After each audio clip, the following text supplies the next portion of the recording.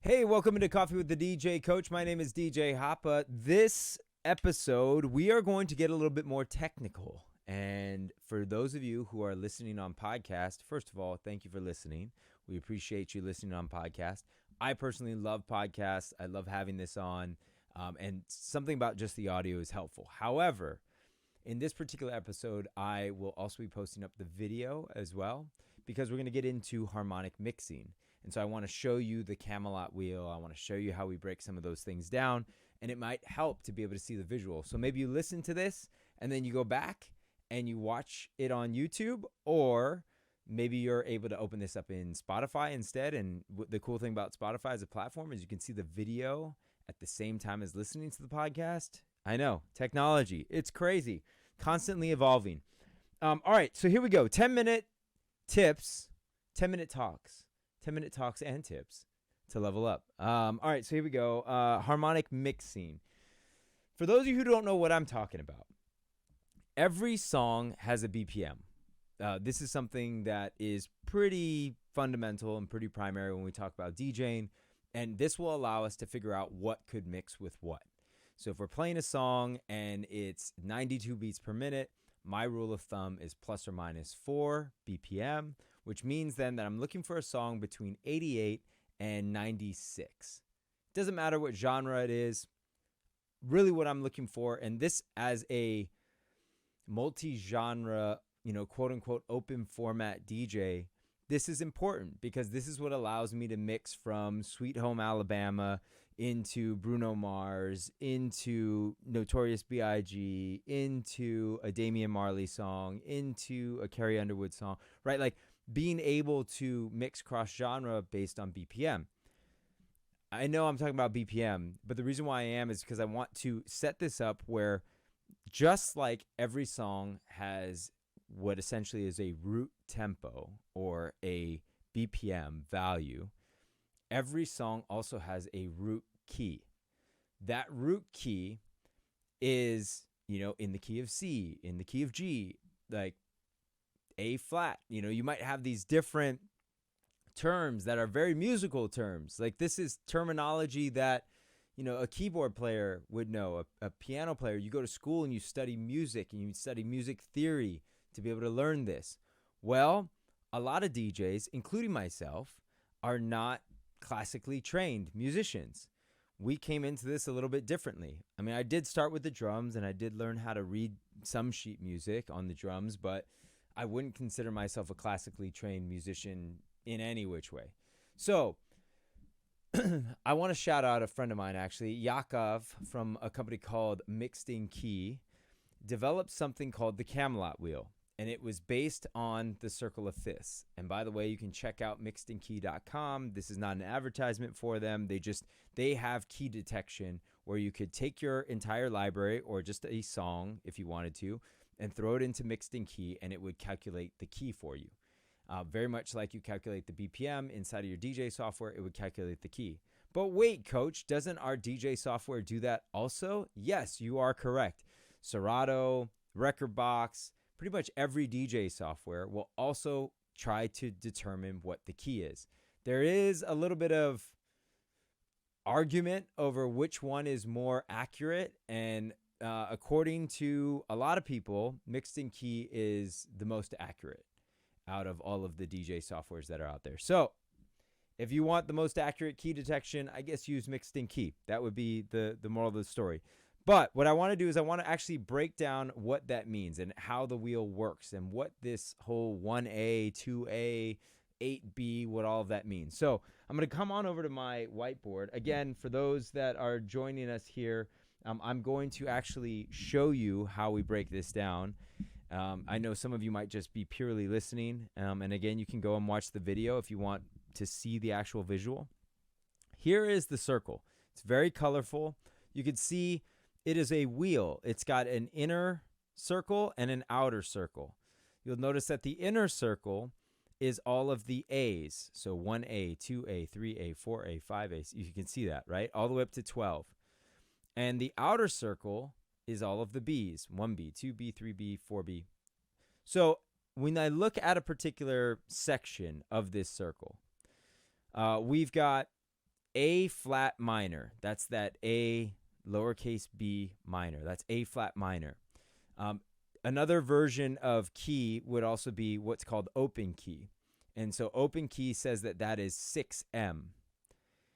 What the harmonic mixing wheel essentially will have this at, so for the Camelot, it's 1A. So basically, in short, know that 1A is the same as A flat minor, which is the same as 6M. Those are all the same. We're going to stick to the 1As and 1Bs and the 2As and 2Bs. We're going to stick to that model, which is the Camelot wheel. So if I've got a song that its root key is 1A, that means that it will also mix with other songs that are 1A, but it could also sound good with songs that are 2A or 12A or 1B. So what the Camelot wheel says is that you can move one step in each direction and you would technically still be in harmony. So for those of you who are more classically trained, this is saying that A flat minor would also sound good with B, would also sound good with E flat minor, and would also sound good with D flat minor. Now, there are tons of debates on like how accurate this is, and people have all sorts of different theories of how to use key and how to be able to do all of that. In a minute here, I'm going to actually work on some of the myths, and I'm going to talk through some of the myths or the misconceptions around harmonic mixing. But first, I want to show you the concept. So let's try this again. So if I had a song that was 4A, that would mean that this works with 3A, 5A, or 4B. I'll give you one more example.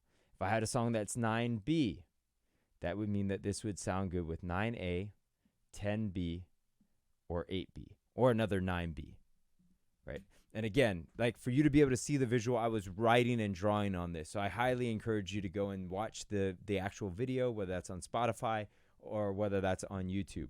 So in short, that is the way that this works. It's pretty simple. It's based on something called the circle of fifths. So this is an actual theory around this. And the difference here is that they've laid this out on a wheel to make it a lot easier. Now, let's talk a little bit about some of the misconceptions and my own experience with this.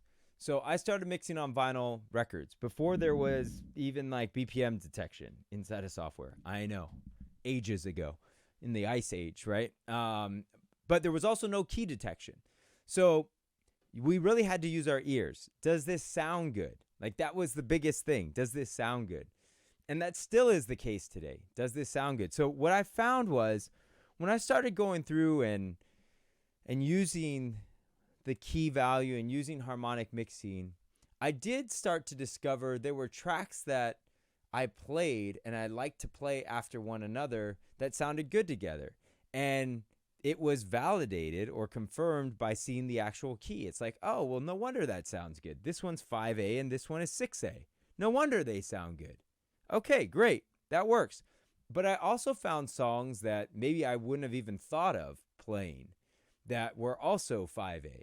I'm like, maybe these could go together. 5A, maybe they'll sound good together. So I tried them out. And this allowed me to really expand my library. Now, where this is super important and things to keep in mind, there are times where I have opted to not play a song because it said that that song was 8A and I was at 5A. And so I opted to not play the song because the software told me that they weren't compatible. And in reality, if my gut is telling me this is the song to play, I should trust that.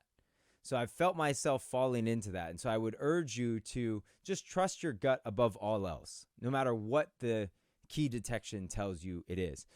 The other thing I will say too is this is most important when we have two sections that are melodic sections layered over each other. So if I've got a section of a song that's just drums and I'm mixing that over a song that has the chorus and it has keys and horns and vocals and everything in it, that may not be as big of an issue. The real issue is when there are two pieces that have melodic elements and I'm going to layer them over another. One other thing that's starting to pop up is people making live mashups because now we have the ability to use stems. So we can take out certain stems. So this can be just different the way that you approach key, because if I take out the bass, the melody, and the vocals, and all I leave is the drums, now this maybe can provide a different option to be able to mix two songs that conceivably are not in key. But because I take out everything else, everything melodic, now it allows me to do so.